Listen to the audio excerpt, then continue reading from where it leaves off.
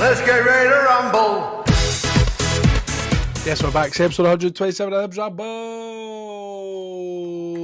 It's me, your host this evening, Liam, and I'm joined by the wonderful, the downright gorgeous and the globe-trotting Mr. Marc Duncan. How are you, my friend? I'm good, mate. I'm good. Good to be here as always. How are you? I'm not too bad, mate. Not too bad. You've had quite a busy last couple of weeks, haven't you? I have. I was in Vegas, and then when I got off the flight, literally a straight drive up to Aviemore. Was in the house for about half an hour. Was up north for a few days. Then I dropped my missus off at Inverness Airport because she was flying to London, and then I drove straight to Aberdeen to watch Hibs v Aberdeen. Absolutely incredible. From the high of Vegas to the even higher high of the away end at Pittodrie.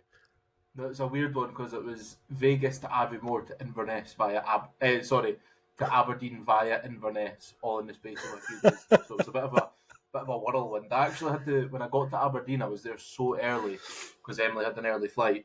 So I actually booked a hotel room just so I could sleep for like 4 hours, get up, and then go to the game. What were you in Vegas for?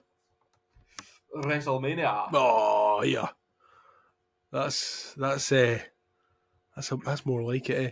Does that pip Hibs versus Aberdeen then at Pittodrie WrestleMania in Las Vegas? Aye, it was good. I have to say the child in me was screaming, but it did beat it. The Allegiant Stadium, 62,000 people compared to fucking Pittodrie. Pittodrie, where half of it's no got a roof. It was a good weekend. A lot of gambling, a lot of drinking. So a lot of wrestling. A lot of wrestling. Love it. I'm glad that you're back in one piece and that you've made it back for us to join on the podcast. But before we get into the game on Saturday, there was a wee bit of news come out the other day that David Gray's actually been nominated for PFA Manager of the Year, alongside John McGlynn of Falkirk and Brendan Rodgers of Celtic. I thought that David Gray was probably a shoo-in to be nominated. Were you surprised at all when you seen his name come up for that particular award? Nah, I'm not surprised. I think it's funny because it's all about context, isn't it? Like, if you look at the current state of affairs, we've got the same points as Aberdeen, and we're only, 3 ahead of Dundee United, but Jim Goodwin and Fellon haven't been mentioned. I think it's purely just because of where we were at the start of the season after 10 games, going on that 17 match unbeaten run, record breaking, and just all the hype that's come with that, I think is the reason why. But I don't think he would deserve it unless we finish third. Mm-hmm. If we finish third, I think it's absolutely deserved. Again, given where we're at, given where we've been the last few years as well, so I think it would be deserved. But we have to get the job done. Yeah, well, by the time that you're listening to this, if you're listening to this after the games on Friday night, you'll know if John McGlynn should be up for PFA Manager of the Year, because they've got a chance to well and truly Hibs the league. They've been trying their hardest to bottle this league for the last few weeks now, and it's come down to the wire. So it's going to be, instead of a helicopter Sunday, it'll more likely be like a Ford Transit Friday, with the van will probably be parked at Bathgate train station. It'll know whether to go up the M9 or down the M9 towards Livingston. But what a story that would be if John McGlynn and Falkirk bottled that league, eh? And then, there's so many managers you could say that could be in the running for it. Again, I think David Gray's in there just because of that story behind that unbeaten run. I think John McGlynn, obviously, being top of the league with Falkirk, but I also think it's his style of play that he goes with. I think they play a really nice sort of possession-based attacking football, which obviously is quite rare when you're looking at the sort of smaller clubs in Scotland, especially in the Championship. You look at, on the opposite end, Livingston, who are a bit more sort of, they know what they've got. Rough and ready. Rough and ready.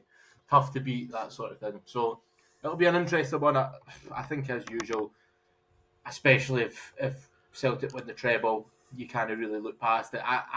Honestly, this might be a bit controversial, but I never think a Celtic manager should win Manager of the Year, because just the advantage that they've got. You look at of hearing them talking about Bayern Munich, the gap between your Hibs and Celtic is much more monumental than the gap between Celtic and Bayern Munich. I reckon so as well.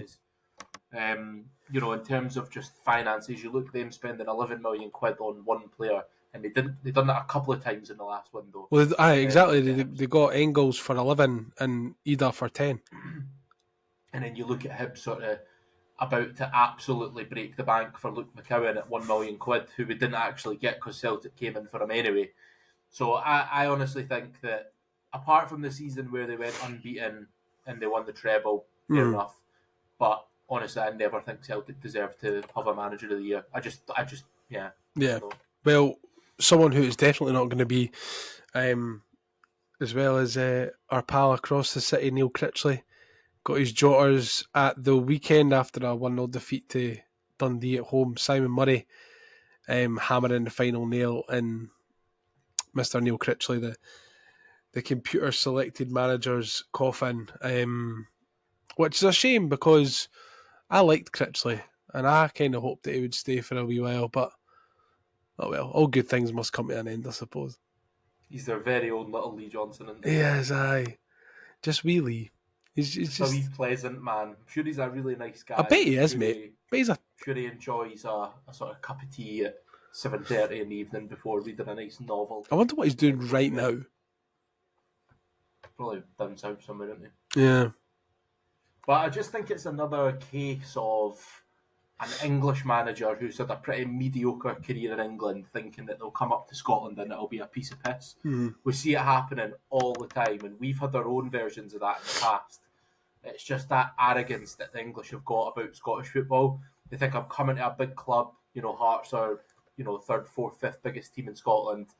I'll challenge the old firm, all this shite. And then they quickly find out that it's not going to cut it, and that every single game you play is an absolute battle. So yeah, well, good riddance. Oh well, bye bye Neil Critchley. Couldn't beat the Hibs either. No, he couldn't. He got a lofty 1 point against Hibs. He was very lucky to get as well. Very lucky. He was lucky to get a point. So yeah, he goes with our warmest wishes and deepest regret that he departs Tynecastle. But back to Hibs and back to Saturday. Of course, it was Aberdeen away, and it was a massive, massive, massive game in terms of the context of both clubs' seasons going into the final 4 games post-split. A win would have taken us 6 points clear of Aberdeen, but the way that it's gone, obviously Aberdeen got the win over us 1-0, so they climb up to 50 points and we're ahead only on goal difference. Like you said earlier on, the 17 league game unbeaten run came to an abrupt end, but I suppose it had to end sometime. Is it a case of dust ourselves down, pick ourselves back up and go again? I don't really think we've got any choice other than to do that. Aye, 100%. And look, like you say, it has to end at some point. We can't win every game. I think we've gotten very used to winning or not getting beat. And ultimately, it comes, like, every team gets beat. No team's going to go unbeaten for that long. And we will be lucky to see an unbeaten run like this again in our lifetime, to be honest. Especially going up to Pittodrie, it's a notoriously difficult place to go. Regardless of how Aberdeen are doing, and they've actually picked right back up. They're not an easy team to beat. One thing I will say that I was a bit disappointed about on Saturday was the atmosphere. It did not have a big game feel for me anyway. I didn't feel it. It just felt like a standard Saturday 3 o'clock kickoff. And I honestly think that Aberdeen should really be ashamed, to be honest, because it's their fault that it didn't have a big game feel. They cut our allocation, and there was thousands of empty seats in all corners of the stadium. They are sort of stand behind the goal. You can probably see it on the telly. There was a massive section that was completely empty. They tried to do a tifo and they couldn't. Towards their main stand end of that end of the goal, eh? The other stand behind the goals, the opposite to that, right in the corner up there, there was a huge gap with literally no one there. And I just thought, why? I get it. You want to get the points and you want to give all the advantages possible, but why not have the usual however many Hibs fans, and then shift everyone over and sell out Pittodrie and make it a big game feel. The atmosphere would have been electric, and it just wasn't. It really wasn't. Even when they scored and when they won, it was just like it is every other time. It did not feel like the monumental game that it really was. So disappointing. And honestly, Scottish SFA needs to step in because it's becoming a bit of a joke. I know that we've done it to Rangers and Dundee United, but purely because we're going to sell out our home end. Just doing it to give yourself an advantage is just it's a bit poor. It's ridiculous. It is a bit poor. Absolutely ridiculous. But I mean, I suppose Aberdeen maybe making a rod for their own back for when they come to Easter Road next season. If there's any sort of games that are, that are big games like that are going to be contested at Easter Road, that they've maybe just exactly like I said made a rod for their own back, and we'll cut their allocation because of what they did to us. I hope not, because it's not the right thing to do, and it's not the Aberdeen fans' fault. And I've seen a lot of Aberdeen fans online actually moaning about the fact that they'd cut the allocation because they wanted it to have that big game feel, exactly like you said, but it ended up it never. We went into the game with 3 changes made from the game that we trounced Dundee 4-0 in, and that was Junior Hoylett, Lewis Miller and Big Mick were out, and Josh Campbell, Warren O'Hora and Kieran Bowie came in. I was surprised to see Miller completely out the squad. Not too sure. I've not actually seen anything this week at all about if he was injured or what kind of knock he picked up, if any, or if he was ill. But I feel like that was probably our biggest miss. 100%. And I said that before the game, that he's going to be our biggest miss, given how brilliant he's been in that sort of right side of centre half. And I think Warren O'Hora is maybe lacking a bit of confidence. I think the last few times I've seen him, he's been in and out of the team. He's had to deal with an injury in that. In the Derby, when he came off injured, I thought he was probably our weakest link. Yeah. And then we actually improved when he went off. Now, I definitely think he's a good player, but I just kind of thought, I think we will miss Miller. I think Josh Campbell. I love Josh Campbell, but I don't think that was the game to have him in instead of Junior Hoylett. I think Junior Hoylett's been brilliant in that sort of shadow striker 10 sort of role, and he gives you something that you would probably need when you're playing Aberdeen, especially away, is that ability to, unlock defences and sort of thread passes through to the strikers. Something that Josh Campbell doesn't particularly always give you. But then on the other side, Josh Campbell will give you the energy and the busyness that we always talk about. So it's kind of I can see why he's done it. I think he's probably just been expecting an absolute battle in there.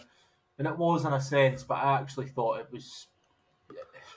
wasn't as big a battle as, say, St Mirren away, or where you just had to properly roll up the sleeves. There was space in behind and there was opportunity to attack. But he's just, I just don't know what to make of Josh Campbell, because there's weeks where I think he's unbelievable and I praise him so much and I said, right, I was obviously wrong about him. And then there's other weeks where I just think he's not good enough. And I've kind of the pendulum swung the opposite direction this week again, where I just think he's just not got the quality. He had a couple of really good chances. I think he hit the post in the second half. It's a brilliant header, to be fair, but he's put it wide, and far too often he gets caught in possession and he loses the ball, and I don't know. I find it really difficult to make my mind up about him. Yeah, I certainly don't think it was Josh's best game, to be honest, on Saturday. I'm loath to criticise the players or the choices that the manager's made, because we've went on this massive unbeaten run, and I didn't want to be sounding like I'm throwing my toys out the pram, but I do feel like maybe we set up a wee bit more defensively than we could have done, and it's maybe hindered us a little bit. We didn't even have a shot on target, but we did have quite a few good opportunities to score. I mean, more than half chances, even though we never had a shot on target. It maybe sounds a bit daft saying it like that, but the one in the first half with Boyle, picks it up on the edge and he's fired it just past the post. Rocky clears one off the Aberdeen goal line. I think it was Jack Iredale that volleys it from a corner and it hits Rocky and goes over the bar. The goal that was disallowed, obviously the Josh Campbell one when he hits the post and the diving header in the second half, but the most glaring one for me is Rocky's header in the second half from about 5 yards out. It's a free header.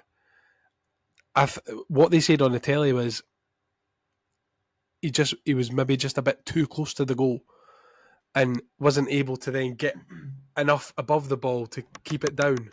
But 4 yards, 5 yards out, free header, the ball's coming at you at a pace like that, you've got to score. I think as well with that one, when the ball came in, I think it was maybe an Aberdeen player that jumped for it. He was like the first man, and it only just went over him. Mm-hmm. And I think what's maybe happened is it's caught Rocky by surprise a wee bit, and it's almost come at him in a flash, and it's almost just sort of bounced off him. Yeah. I think if he had had a clearer view, but with those ones, you've got to anticipate it. But I think if he maybe had a clearer view, but I still say 100%. He needs to score that. But I think Hibs, right, I agree with what you said in terms of we looked a bit defensive and all that, but I do just think there was a bit of a lack of sharpness. We looked like a team that hadn't kicked the ball in a couple of weeks. Mm-hmm. And Aberdeen had obviously had the Scottish Cup semi-final, which went into extra time as well.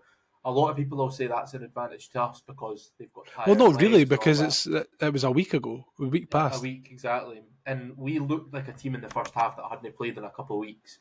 Even like the ball would get knocked out to Chris Cadden and he would let it roll past him and go for a throw-in. And it's stuff like that where you just see that match sharpness is really important. And it was too often we were just too slow, took too long on the ball, took too long to get rid of it. And Aberdeen punished us. They pressed us right up the park. They harried us, they harassed us, they didn't let us settle. Mm-hmm. So I think it's a bit of a combination of us not having our best game, but also Aberdeen probably played us pretty well. I mean, kind of like a flip from when we played them at Easter Road and beat them 2-0 and we were able to kind of play them to perfection. I didn't think Aberdeen were, and I'm going to sound like I've got sour grapes and I'm bitter here, I didn't think Aberdeen were fantastic. It didn't strike me as an awfully entertaining game of football, to be honest with you. Not the standard that I would have expected from the teams that are third and fourth in the league.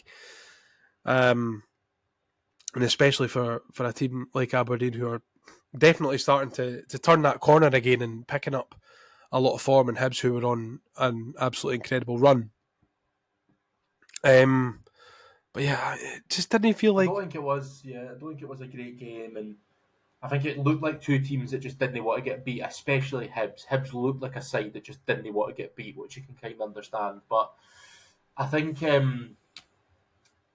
overall, the assessment of it would be sort of a draw probably would have been fair. Mm-hmm. I would say it's arguable that Hibs just maybe had the better chances with Boyle, the post, Rocky, and what it's taken to separate us is an absolute worldie. I think if that game finishes 0-0, both sets of fans go away thinking that's fair. Not so bad. But at the same time, I didn't come away from it thinking, we didn't deserve to get beat. Aberdeen, overall, with the amount of possession, the amount of press us, I had no complaints when they came away with the win. Do you think that there was warning signs there that Aberdeen were pushing on to get a winner and maybe we weren't when Nisbet put the ball in the back of the net, but I think it was the boy Ockles that was offside in the build-up.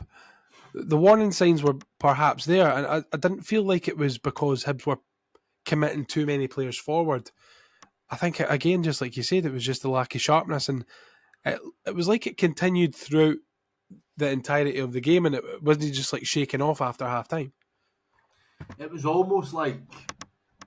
And if this is what the case, and it's a stroke of genius, it was almost like a halftime Fellon said, just sit off them a wee bit, let them come out, because when we had the ball at our feet, they pressed us, and then if they won the ball, we were already really deep, so they really struggled to break us down. But at the start of the second half, the first probably 10-15 minutes, They didn't press us high up the park. They let us have the ball, and it looked like, all right, we're settled into the game. And we came out a wee bit, and we kind of attacked a little bit more.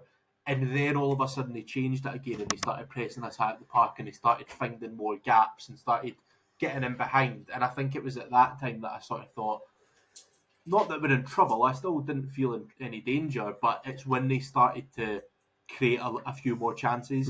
So that's almost like what it felt like. Let them come out a bit, sort of trap them, and then we'll kind of go in. Yeah. But yeah, it's just taking a world. Like, do you know what I mean? Any other day that doesn't go and it finishes 0-0, and we both come away with a point. But yeah, I mean, if there's anyone on that pitch who can score a goal at that, it's Kevin Nisbet, isn't it? But I mean, for someone who, I mean, I've said it for the longest time. I thought Kevin Nisbet was great when he was at Hibs. Obviously, I don't particularly think his attitude was there. Obviously, in the first 6 months, he was wanting to move away, and he finally got it a couple of seasons back. But he's kind of had a bit of a roller coaster of a season, Nisbet, and he seems to be kind of hitting a little bit of a peak again in the last few weeks, and that goal's not going to do him any harm, and trying to push Aberdeen on for third, and that was a superb finish. But I mean, if it's taking a goal like that to separate the sides, I think exactly like you said, I've got no complaints. Like, yeah, we just have to.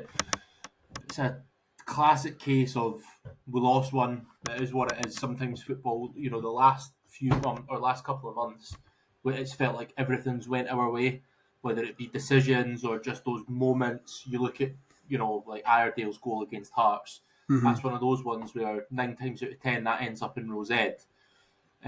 Just like what Nisbet's was, and those things have been going for us. It's one of those ones that goes against us, but we move on, and at the end of the day, we're still in the driver's seat. Exactly. We're essentially a point ahead because of goal difference. And we've obviously got a key game coming up against Dundee United that it becomes absolutely must win now. Aberdeen have got to go to St Mirren, which honestly I can see them dropping points there. St Mirren is not an easy place to go, as we well know.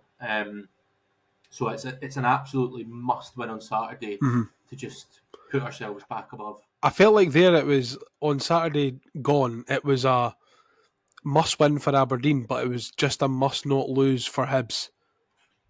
And now the game this weekend feels like a must win for Hibs, but on the flip side for Aberdeen, I feel like it's probably a must not lose.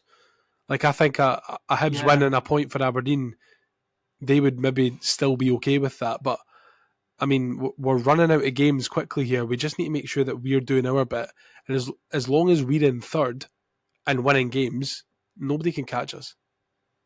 Yeah, and I think, to be honest, us, Aberdeen and Dundee United, every single game post-split other than the Old Firm is probably must-win for us in all of our eyes to get third, especially, I'd even look at Rangers. Rangers at the end of the season, you'd be hoping to take 3 points from them at Easter Road.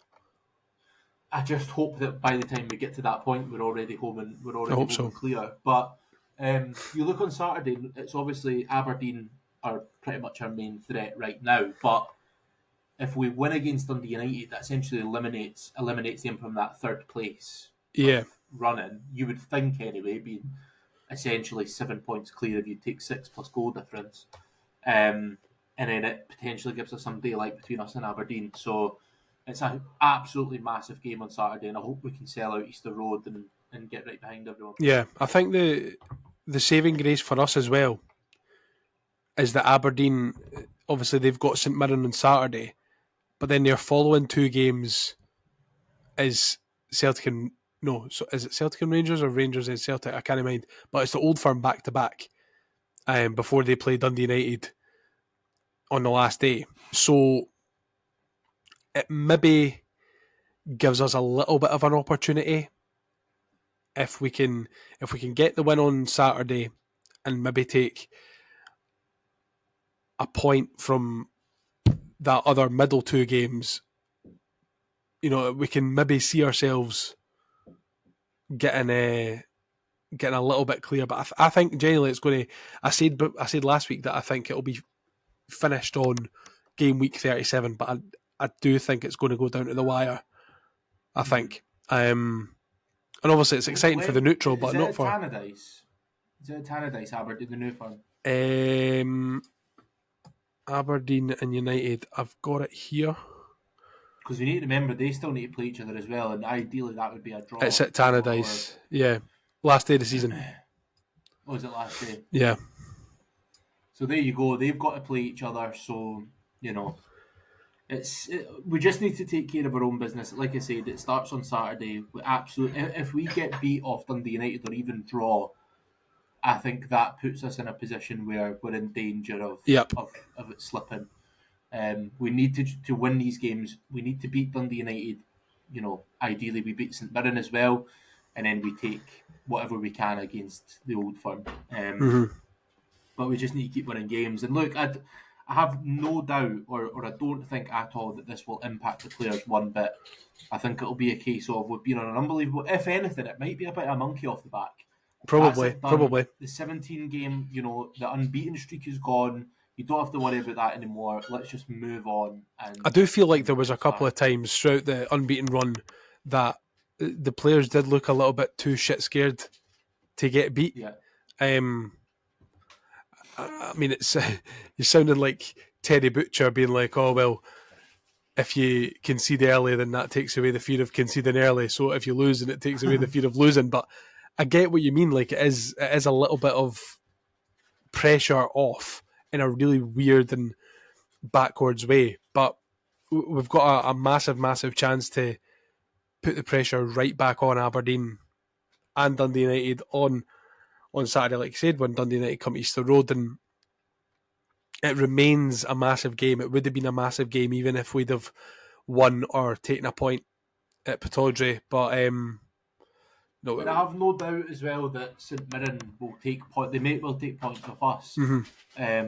Going to Paisley is for me one of the most difficult places in the league outside the Old Firm, just because they're so horrible. Well, they got a 2-2 against Rangers at the weekend, it's didn't they? It's a horrible pitch. They're massive. They're all like giants. They're all strong and physical and aggressive. And it's one of those games where you roll the sleeves up. And the last game where we drew 0-0 was one of the worst games of football I've ever seen. So I have no doubt that they'll take points off teams, and that could start on Saturday against Aberdeen.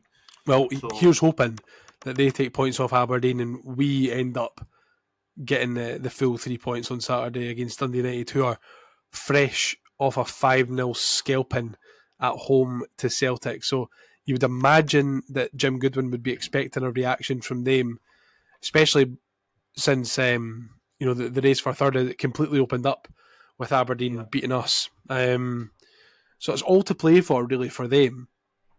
So do you think that's going to make it a more difficult task for us, knowing that we've not edged them out already, and that they've got a real good chance if they beat us, and hoping that Aberdeen get beat, then they'll be also in a really, really good position to get third? I think it'll benefit us, honestly, because I think the one thing that Hibs sometimes struggle with is a team that comes to Easter Road and rolls up the sleeves a bit and just digs in with 10 behind the ball that just doesn't want to get beat. Whereas I think if Dundee United come knowing that they have to win, and they come out and they attack and they play open, then I think that'll give us a chance to do our thing and sort of get behind them and hurt them.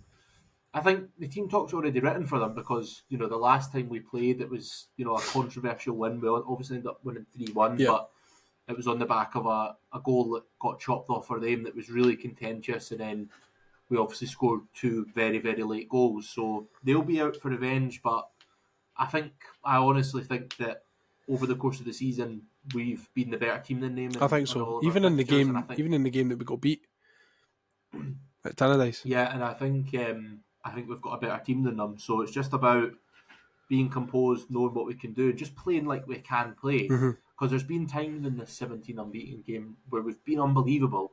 I look at like St Johnstone, Dundee, Celtic, Rangers, all these games where we've been absolutely incredible.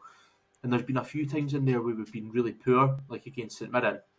So let's just play how we can play. Exactly. I mean, then comes down to team selection. Would you be putting Nicky Cadden back in from the start? Maybe putting Miller back in if he's fit and available? Hoylett, perhaps? 100%. I'd put Nicky Cadden in and Miller if possible, and I would definitely put Hoylett in for Josh Campbell. Yeah, I would obviously keep Bowie up top. He still, for some reason, can he play 90 minutes? I've no idea how he's not fit.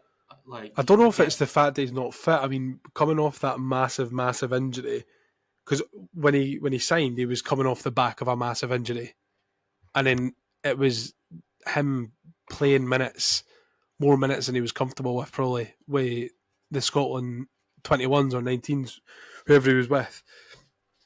That's what set him back and gave him his new injury. So I think they're probably just a little bit wary of not doing that again, which I get. And I also think that, I've kind of been on his back for the majority of the season, but I think that there's a good replacement there in Big Mick to come on and sort of do a similar sort of role to Kieran Bowie, although maybe not as effective. But if you've got Martin Boyle on the pitch, then you're always in with a shout of scoring a goal, and that's the main thing. You know what I would on Saturday then? I would actually do what we have been doing and start Mick for the first sort of 50, 60 minutes and then bring Bowie on as a bit of an impact sub, because that's been effective. Mm-hmm. You look at against Aberdeen, it was the reverse. So Bowie started and I think Mick came on and to no avail. Whereas I think Mick coming on is a bit. If you see Mick coming on and getting ready at the side and the board going up and it's his number, I think you're giving a bit of a different reaction. You're like, oh, what's he going to do, man? Yeah. Whereas if it's Bowie, you're going, oh well, here we go. We've got a real good chance of getting another goal here. So I don't know. I actually think that maybe starting Mick is a good idea. It's going to be a headache a little bit for Dave Gray come 3 o'clock on Saturday, but it remains to be seen. And I mean, like you said, I honestly think that the team talk writes itself. Put yourselves as far away from Dundee United as you can, and if we win, if we pick up the 3 points, then we'll start the weekend in third and we'll finish the weekend in third. Yeah, 100%. And I think, by starting Mick, I think it gives you better options from the bench, because the one thing I'll say about the game at Aberdeen is I thought the subs were quite poor. I thought, I said at half time I would like to see Obita coming off for Nicky Cadden. Somebody saying, no, we need, Obita's been good. I said, I'm not disputing that. I'm not saying he's been bad, but I think Cadden offers something else. And what ended up happening was Cadden came on with Obita still on, and our best crosser, potentially the best crosser in the league, was playing in a central position. Yeah, I wasn't a big fan of that, to be honest. And I never like trying to squeeze two players in together just because they're both good. Look, Obita's great and he's been brilliant, but if you're going to bring Nicky Cadden, then you've got to take Obita off. Yep. It's just what you've got to do. Exactly. And I think that hurt us because Nicky Cadden was poor when he came on, which wasn't his fault, I don't think. He was playing in a central position. He wasn't allowed to get out wide and put crosses in, which is what he's been brilliant at. Mm-hmm. So that was a mistake, but not that I'm criticising David Gray, obviously. But, I just thought that was one of those things that hopefully if we learn from that on Saturday, we have a really good bench and we make those like-for-like subs. Are you still confident in third? Confidence maybe not the best word, because we've seen it, we've seen Hibs over the years. I think this team has got what it takes to show a bit of steel and a bit of bottle. And I genuinely think that out of the three of us, we are the best team. I think so as well. I believe that. I think we've got the best squad. I think we're a better team. Yeah. But it remains to be seen. And obviously we're in the best position at the moment. Still an awful lot of football to be played. But, listen, if I don't expect this result at the weekend to have a long-lasting negative impact on the players, because we bounced back after we get beat by Celtic in the Cup. I mean, I can't really even remember before that when we got beat if we bounced back well or not. But I think that the players know what's at stake.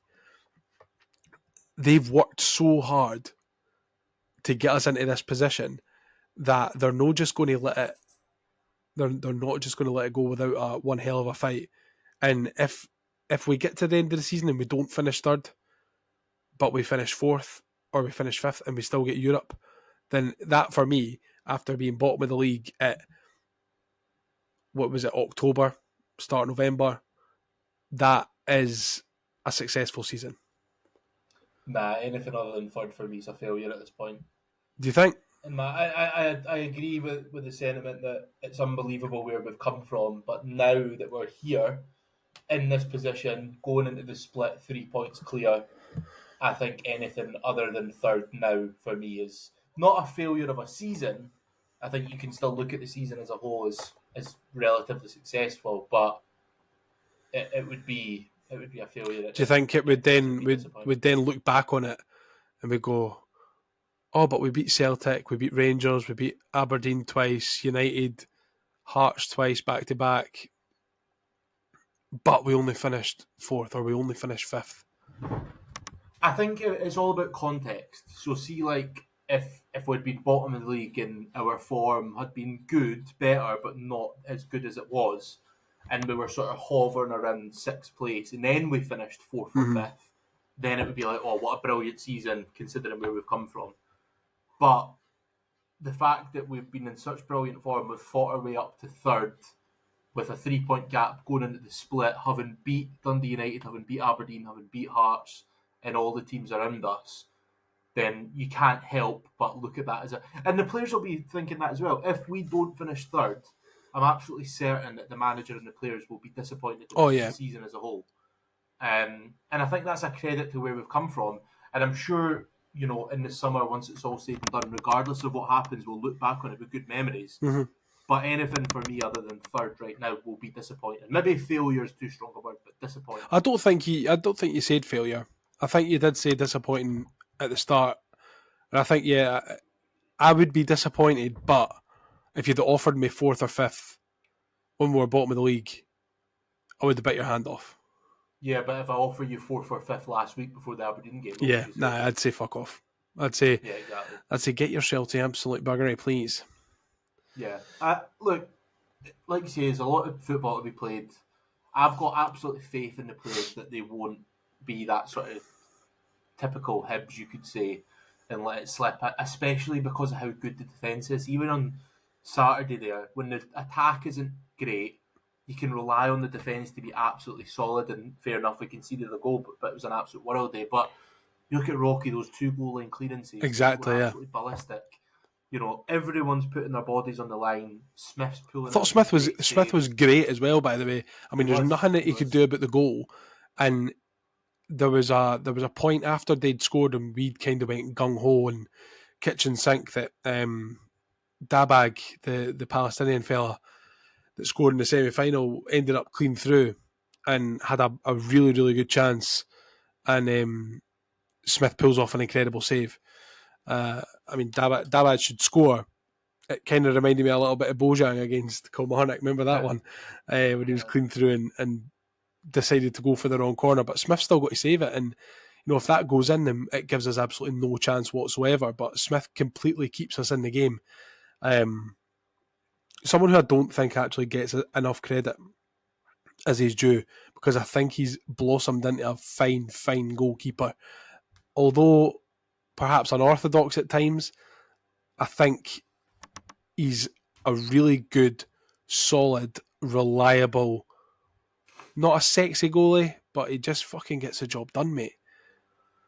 I agree, and I think he seems, he's a really decent keeper. And I think, how many clean sheets has he got this season?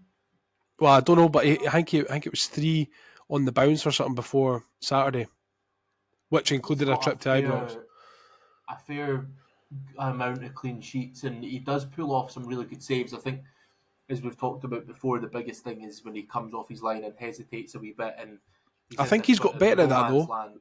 The more that he's kind of growing in confidence, and you can see that the more he plays and the more confident he's getting, and that kind of reflects in his ability, especially when he's coming in trying to claim for things, because he's not the biggest of goalies. He's only about 4'11", but no, aye, and he's clearly not as commanding as your Casper Schmeichels or your Peter Schmeichels or a different Schmeichel, but he does the job for us, and that's the main thing. Aye, and I think that's where my confidence comes from, is that sort of back line. Even when you sort of mix and match it, you can always kind of rely on them to have a solid performance. And at the end of the day, all they can do is do their job, and then the attackers need to do the rest. If the attackers aren't scoring goals, at least we're not conceding them. So we just have to hope that on Saturday our fortunes change a wee bit and the attackers do their job. Yeah, agreed. Well, before we wrap up, do you fancy answering some listener questions? Now it's time to answer the Hibs Ramble listener questions. Okay, first off, as always, John McIntosh asks, simply dinner. I had a tuna pasta bake for one. Emily's out tonight, so I had to make a really tiny little dish of it rather than like a massive pan that I usually do. So we could have made a wee bit extra and had it for your lunch tomorrow. Nah, it's a bit too much pasta in it. You must have had some good dinners in Vegas. Mate, honestly, not really. It was mostly fast food. I tried White Castle for the first time. Was it good? And I tried In-N-Out for the first time as well. What was better? In-N-Out by far. White Castle was pretty average, to be honest. It was just like wee tiny burgers, wee sliders. Just wee ones? Wee sliders. Just wee baby ones? Must have taken about 45 minutes to get it as well. I was in the queue for absolutely ages. 45 minutes to get it, 45 seconds to eat it. Exactly, aye. Aye, it was pretty average. In-N-Out was class, and it was really good. Love that for you, mate.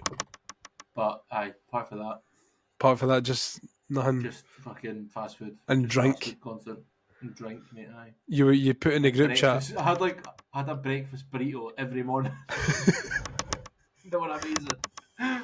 They do sound good. I do like the sound of a breakfast burrito. Went to the same place pretty much every morning at like 9 a.m. I had a breakfast burrito and a seltzer. Did you go in and be like, just my usual, please, Sharon? Just my usual, please, Ed. But I had a seltzer every morning for breakfast. Fucking hell, man. A hard seltzer? Aye, obviously. Good. It was just water. Good on you. You actually put in the group chat about how much a double tequila lime and soda cost you at WrestleMania. Do you want to elaborate a little further? It was around $48. That's I didn't actually pay it. I ordered it and then they told me the price and I said no. But for a can of beer, it was probably a pint can was $25. Oh, that's unacceptable. So about 20 odd quid, 19 quid for a can of beer. So you were stone cold sober? No, mate. I was, because the good thing is, like, they've got to be guys that just walk up and down the stairs all the time with like the big thingy of beer. So you're just like, aye, go on then, hit me. Beer me. And because they've got contactless as well, it just doesn't even feel like you're spending money. Oh, fucking hell, man. That's heavy though. How much did you spend? Prefer not to speak. Emily might be listening. A fair whack. To be fair, I actually won about $2,000 on the Friday playing blackjack. Spent it all on £25 beers. No, I took obviously cash with me, and then I was going to pull out money to keep me going. But because I won that on blackjack, that like done me a fair whack of the weekend, so I didn't have to pull out a whole lot more after that. That's not so bad then. But obviously the stadium was like cashless, so I had to spend all the money. Oh, for fuck's sake! Money in my bank on that. So. Money in the bank. You have to spend all your money in the bank. I had to spend all the money. Cashing it in.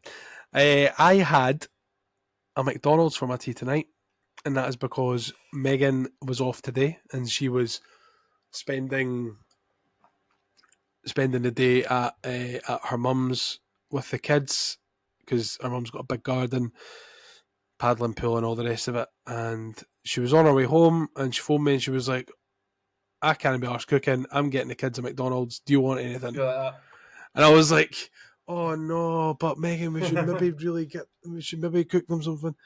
And I was like, actually, just get us fucking hundreds of chicken nuggets, eh? So just got lots of chicken What nuggets. did you have from? Did you just have chicken nuggets? I said to her because I was like, I would have felt bad, right? Because usually my order from McDonald's is like a big long list of things.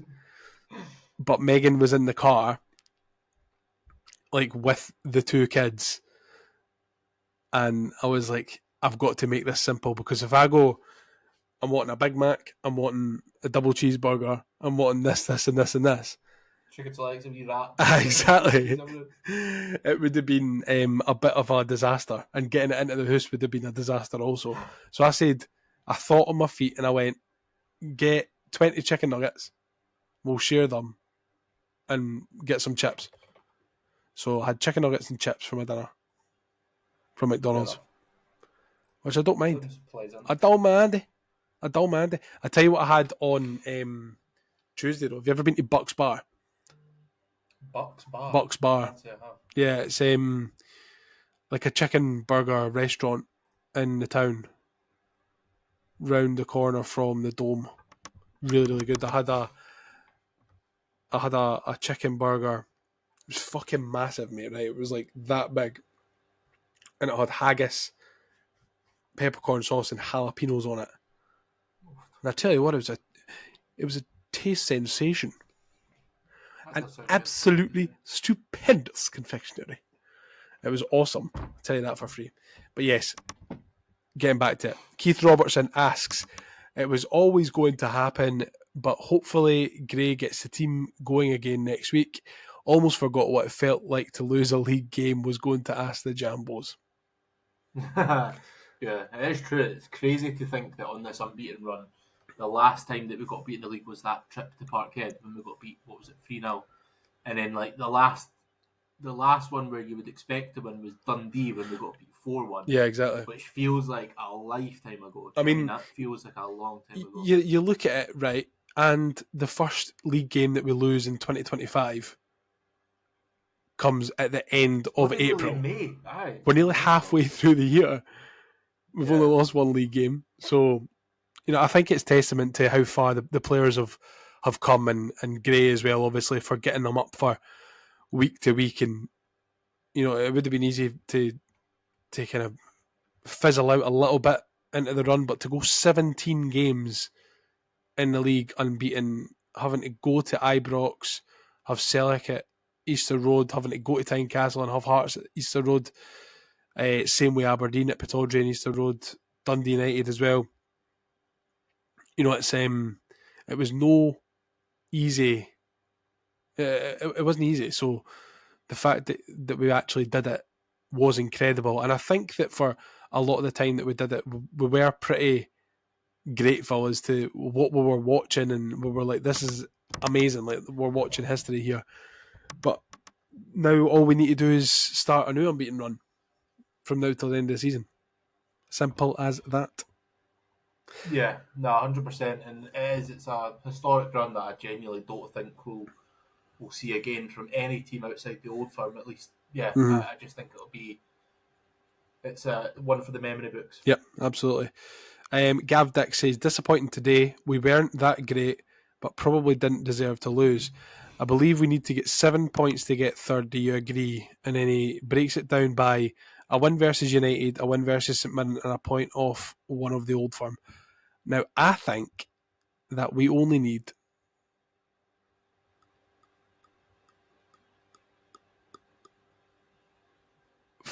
maybe 5 points. I think 5 points would do it. 1 win, 2 draws. Yeah. I think would do it. To be honest, I don't see... Hang on, let me get my fixtures back up again. So Aberdeen have obviously got St Mirren. So they've got 1, 2, 3... We've all got 4 games left, which is 12 to play for. Do you see Aberdeen getting 5 points out of St Mirren away, Rangers away, Celtic at home, United away? Because that, for me, is... I'm not too sure. I mean, 6 points would be great.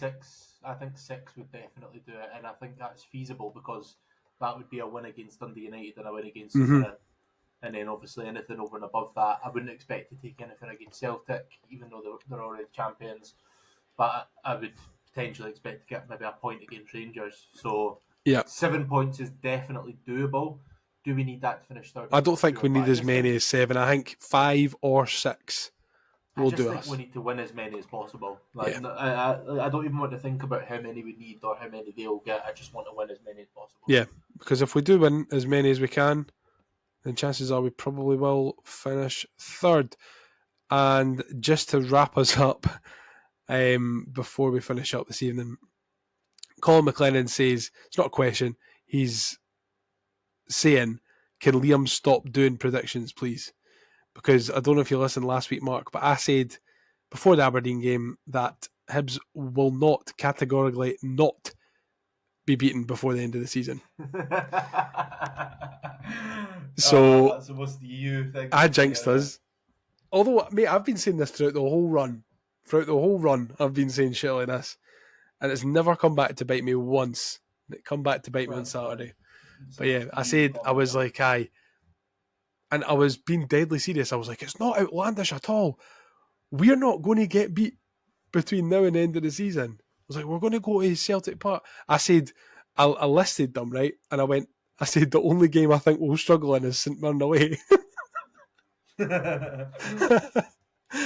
So, do you know what I will laugh at though? If we do end up finishing third, I will be digging out that BBC. Oh, not before me. Not before me. I will be replying to every single comment on that saying, who's laughing now? You all laughed at me. You all laughed at me. You're not laughing now. That's what I'll be replying to every. I tell you what, if we don't finish third though, I will be promptly emailing the BBC to take it down. Please remove it. Yeah. I'm getting harassed. Please remove it. But yeah, I stopped making predictions. So I'll not give you a prediction for Saturday. I'll not give you a prediction. I'll give you a spoiler. Hibs 5, Dundee United 0. I was going to say Hibs 8. Dundee 0.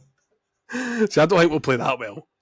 I think we'll only get 5. I'll take 5 now. I'll take 5 now. Yeah, so that wraps up our listener questions.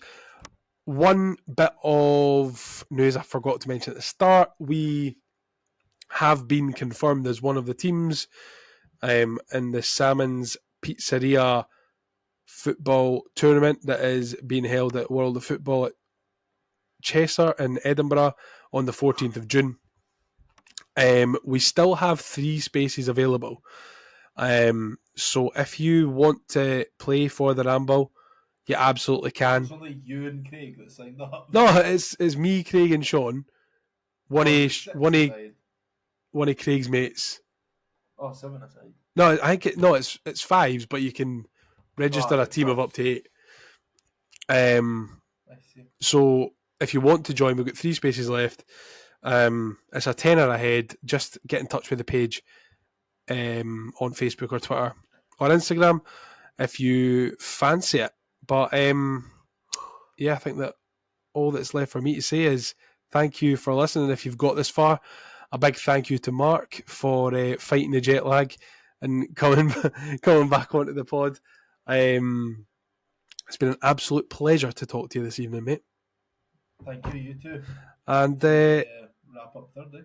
Here's hoping, mate. Here's hoping. Same time next week. European away days, son. No European away days. Oh, mate, I was going to say here, same time next week, but I'll not be on next week. No, I will. I will be on next week. I won't be on the week after. Because I'll be in Morocco doing a scouting mission. Morocco? Yeah. Going on holiday. Looking for the next Abdesalam Benjaloun. Bringing them back in my suitcase. But yes, so we will talk to you next week after the Dundee United game. If you don't follow us already, get us on socials, etc. You know the script. And we'll catch you next week. Bye. Let's get ready to rumble.